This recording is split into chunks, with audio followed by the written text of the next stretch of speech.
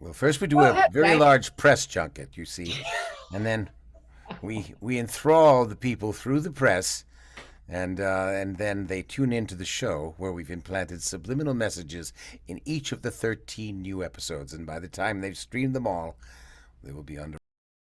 Thank you guys for taking the time tonight. Listen, I love Animaniacs. I grew up on it. I was so excited it's coming back. I have two girls who are 8 and 10 who I've introduced to the world of Animaniacs, so they were thrilled as well. Now, Pinky and the Brain is like one of our favorite parts of the show, of course. So I need to know, what would you guys' plans be to take over the world? Oh dear. Well, first we do Go a ahead, very Frank. large press junket, you see, and then we enthrall the people through the press, and then they tune into the show where we've implanted subliminal messages in each of the 13 new episodes, and by the time they've streamed them all, they will be under our control. Yes, Yes. I just want to go live at Mama's Geeky's house because I just think, are you are the mama in Mama's Geeky? Is that right, Tessa? She's Yes. also the geeky in Mama's Geeky, I assume. Excellent. Yes, What a great name. winning combination. Oh my God. Hey, Dad Brain, Mama's Geeky. Nerve. Yes, Pinky. It's Thank exactly you, her type Tessa. of fandom. Michael, go ahead. Hi, Hi, Mama. everyone. I was just being so enthralled by your entertainment here. Thank you.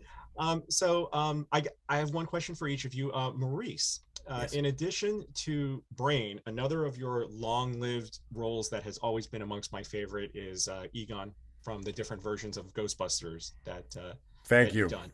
Obviously, the voices of Orson Welles and Harold Ramis. I anticipated your question, by the way. I don't know if you noticed. Psychic on top of everything. Indeed. Obviously, the voices of Orson Welles and Harold Ramis were the basis for these characters, but at what point does an impersonation sort of take on a life of its own and become distinct from its inspiration?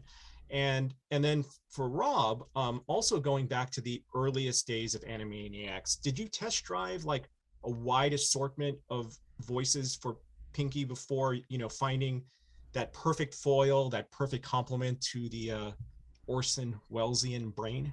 Great. I don't think Rob knew I was going to do Orson Welles for Brain, so that's the sort of genius of Tom Ruger and Andre Romano of putting those together and going, those two guys would be great together. It's interesting. You talk about it starting out as impression and then taking a life of its own. I think that happened in both those characters.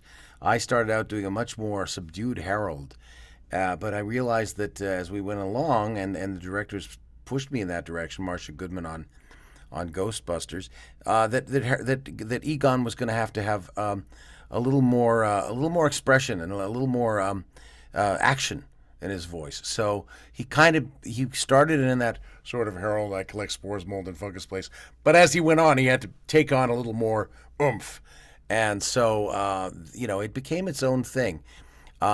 With Brain, it started as a Wells impression. By episode 3, we were like kind of folding in like a souffle. We were folding in an egg yolk of Vincent Price, so that there's a little high and a little bit of a low for Brain, and in there is where he lives. And so yeah, he kind of took on his own. I watch footage of Wells now, and I realize how much I've departed from Wells, and yet I can still do Wells. I've dubbed Wells, actors playing Wells in a couple of things. So they do take on their own life. Yeah. And I'm sorry, I was so enthralled by what Mo was saying. What was your question for me again? Oh, I was just How much do you love what Mo is doing? That was the Oh, that. question. There A you lot. just wondering if you had tried out like a Oh, bunch of yes. I'm different sorry. voices. Yeah. Yes, in fact, I did. There were, I had 6 callbacks for Animaniacs. And when Pinky was ultimately cast, I don't exactly recall, Michael, what else I was auditioning with, but I do know that the guy who had already been decided, at least up to a certain point, was probably in the running to be Pinky, was both our mutual friends, John Aston, who was not only Sean's father, but Gomez Addams from the Addams Family. And John, of course, is just a marvelous actor, but it was my deep love and appreciation for British humor that because we're dealing with cartoon characters and there was no prototype, that gives me a ton of room to play. So I just tried throwing something in there that was my take on what it might have been had Pinky been a Monty Python character. And it was a little bit more sort of stupid, down here at the beginning. Hey, God, Brain, a difficult pain saying the R words. And then as it morphed and Brain got to be in his, groove, and Pinky became a little bit higher and a little bit more effusive and excited and happy and fun, silly willy and nerve. And I did it only to make Tessa laugh, and look, it's working. Thank you, Michael. Brilliant. Thank you. Jim, both. go ahead. Thank you, Mike. I always wondered if there was a third mouse added, what would it be like and how would it change the dynamic? Maybe it would have been like maybe a female mouse added. I don't know the name. I don't know what we would call it, but how do you think it would have changed the Pinky and the Brain dynamic if we had a third companion added, third musketeer to the group? Well, you need to go back to the OG series on Hulu, available on Hulu, and watch the episode Pinky and the Brain and Larry. It was Gordon Bresack and Charlie Howell's answer to that question. Yes. He was brilliant. The brilliance of it was they did add a third mouse to the team because there was talk of spinning Pinky and the Brain off into their own show, and some of the executives at the then WB network said, "Well, we got to expand the family.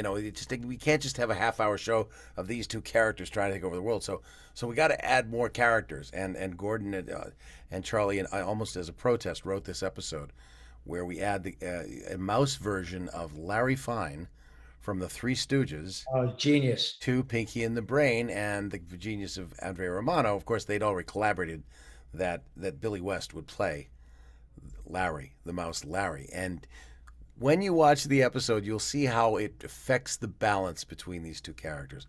They are a perfectly balanced team, and you add anything to it, and something doesn't work. So, and it turns out this year, or rather now, we do have a third mouse. We have Julia. yes, but she's on the outside, and she's our adversary. So it's a little bit of a different thing. But her portrayal by Maria Bamford is just it's a joy to watch. Just it really is. kills it. Just kills it. Yeah. Thanks, Jim. Brett, we have our final question. Yes, I wanted to know, what was it like for you guys, like being together for this episode this season where you guys are kind of stuck together? What was it like trying to adopt each other's mannerisms for that? Well, believe it or not, that was one of the episodes that, due to the pandemic, we didn't get to record that one together. We were setting up our home studios, and our schedules were in conflict, and we weren't sure how we could hook each other up so that we could see each other and hear each other, with the Zoom not fighting with the not IPDTL, the other one. Anyway, it's a real time transmitting of the voice. So we both kind of had to guess what the other was going to do with the character. Yeah. So we recorded that episode solo. But it's interesting that you brought that up, because you, I think, are the fourth journalist today who's brought up that particular episode who seemed to like it. And that is a testament to the folks who are putting it together, because we were in totally uncharted territory. Right. And we always prefer being together, because even if whatever we're riffing, if we kind of go off script, and the scripts are always really solid, but if we like to improvise or try stuff, even if it doesn't end up on the screen, the energy that it happens between, these really wonderful actors is just, it's this organic, I don't know how to explain it. It just makes everything better. So it was definitely a bit of a challenge, and especially with that episode. Yeah. And in the OG series, we never didn't record together. If one of us got a cold, they actually waited a week to get us in the studio together. So this was new, as you say, uncharted territory, Rob.